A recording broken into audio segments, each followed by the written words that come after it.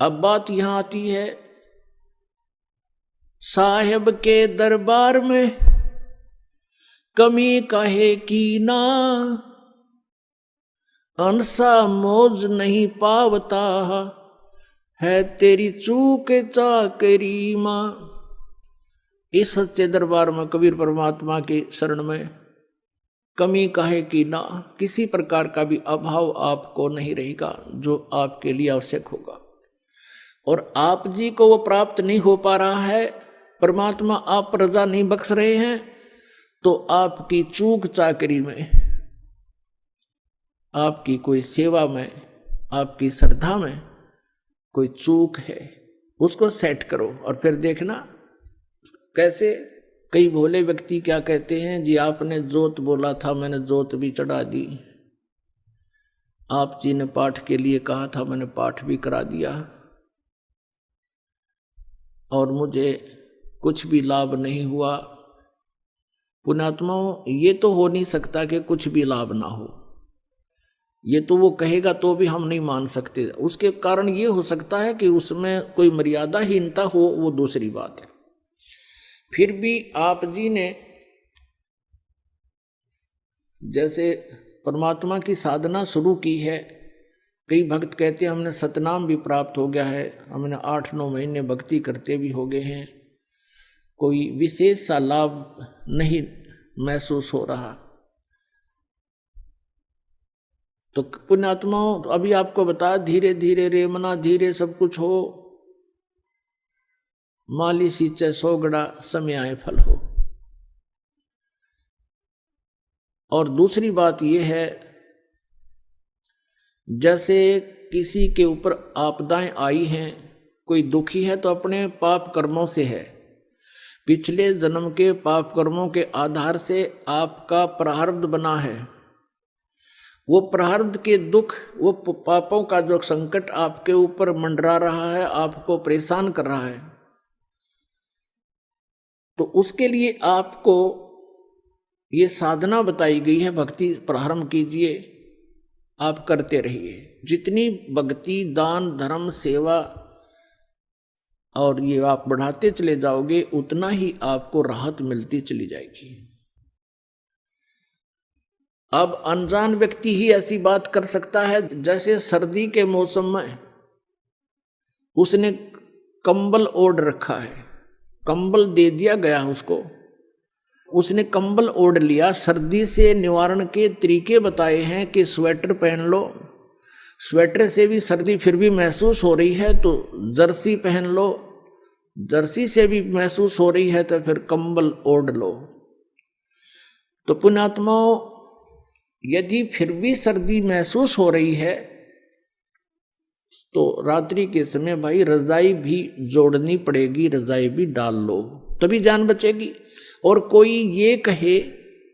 कि आपने कहा था मैंने स्वेटर भी पहन ली, आपने कहा मैंने जर्सी भी पहन ली, आपके कहे से मैंने कंबल भी ओढ़ लिया, मुझे सर्दी लग रही है, मैं तो मैं ही रखूंगा ये सब साधना, ये कंबल जर्सी सब फेंक दूंगा। तो ये बातें महामूर्ख कर सकता है या किसी ने नशा कर रखा हो। तो ऐसी स्थिति है उस व्यक्ति की जो ये कहता है कि आप जी ने ये साधना बताई, मैं उसको भी कर रहा हूँ, ये भी बताई उसको भी कर रहा हूँ, और अभी भी मुझे पूर्ण लाभ प्राप्त नहीं हो पा रहा। तो उसके लिए वो कहता है जी फिर मैं तो नाम छोड़ दूंगा, मेरी दिल करता है मैं साधना त्याग दूं। तो साधना त्याग देने से तो फिर क्या होगा, जैसे कोई कहे मैं तो जर्सी भी निकाल के फेंक दूंगा, कंबल भी फेंक दूंगा, मुझे कोई राहत नहीं मिल रही, तो नमूनिया होकर मरेगा। फिर उसका ये कोई तरीका है उसको उतार के फेंक दूं, उसका तरीका है कि और एक कंबल और जोड़ बल के इसी तरीके से जान बचेगी। यानी भक्ति, आप अपने मंत्र का जाप और जितना भी ये हवन आदि के लिए, ज्योति के लिए जो भी आप कर सकते हो सामर्थ्य अनुसार इसको बढ़ाते चले जाओ, इसी से आपका जीवन सुरक्षित होगा। क्योंकि जैसे आप सर्दी ज्यादा है, कंबल ओढ़ लिया, उससे भी नहीं ठीक हो रही है, तो फिर आप एक कंबल और डालिए, उसी से बचेगी।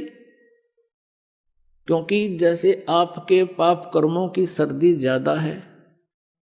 तो पुण्यात्माओं इन साधनों के करने से, यानी आपने स्वेटर भी पहन ली, जर्सी भी पहन ली, कंबल भी ओढ़ लिया, और फिर भी हाथों की उंगली और पैरों की उंगलियां भी आप अभी भी ठंडी हैं, तो कोई बात नहीं, आपकी जान बचेगी, क्योंकि सर्दी बहुत है। अब जो साधन आपको प्राप्त है ये आपकी मृत्यु नहीं होने देगा, आपकी जान बची रहेगी, धीरे धीरे सर्दी भी समाप्त हो जाएगी। तो इसी प्रकार जो साधनाएं आपको दी जाती हैं और फिर भी आपको कोई महसूस हो रहा है कि मैं बिल्कुल पूर्ण रूप से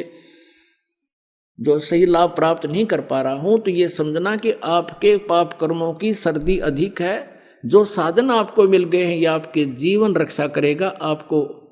हानि नहीं होने देगा। आप डरे हुए हो, आप बहुत आपदाओं से पीड़ित हो, बहुत बुरी तरह सताए हुए हो, आपको थोड़ी सी भी सर्दी, वो कर्म की जो दंड है वो अधिक महसूस होता रहेगा, लेकिन अब परमात्मा आपके भी और आपके परिवार के जीवन की रक्षा करेगा, और ये बुरे संस्कार थोड़ा बहुत प्रभाव रखेंगे, कोई दिक्कत नहीं, आपको हानि नहीं होने देगा। अब जैसे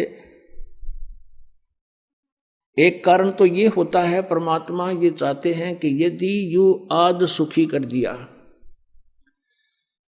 यदि आज ही आपको सभी सुख कर दें, तो कल आप यहां नहीं आओगे, ठेकियां पे खड़े पाओगे शराब वालों पे, और वहां लाइन लाकर ना जाने कितनी दारू पी जाओगे। तो कहने का भाव ये है, परमात्मा कहते हैं इसे सुख के माथे पत्थर पड़ो, सुख के माथे सिला पड़ो, जिसते नाम हृदय ते जावे, और बलिहारी व दुख के जो पल पल नाम रटावे। परमात्मा कबीर जी कहते हैं कि आप यही प्रार्थना किया करो, हे भगवान ऐसा सुख ना देना जिससे आपकी भूल पड़ जावे, आपसे दूर हो जाऊं, आग लगे से सुख के, और बलिहारी उस दुख के जो आपकी याद दिलावे पल पल में। तो इतना कष्ट भी अनिवार्य ही होगा, वही परमात्मा आप पर बनाए रखेगा, और आप यदि भगवान से दूर होगे तो फिर वो सारा ही कष्ट आ जाएगा, बहुत हानि हो जाएगी। तो इस प्रकार इस परमात्मा की इस तत्व ज्ञान को समझकर आप जी ने अपने इस उद्देश्य को पूरा करना है, यानी ये हॉस्पिटल जो है जन्म और मृत्यु के रोग को काटने वाला है। जब तक ये रोग आपका नहीं कटेगा, आपको सुख प्राप्ति नहीं हो सकती। परमेश्वर कहते हैं कबीर जी के झूठे सुख को सुख कह, ये मान रहा मनमोद, ये सकल चबीना काल का, कुछ मुख में कुछ गोद है।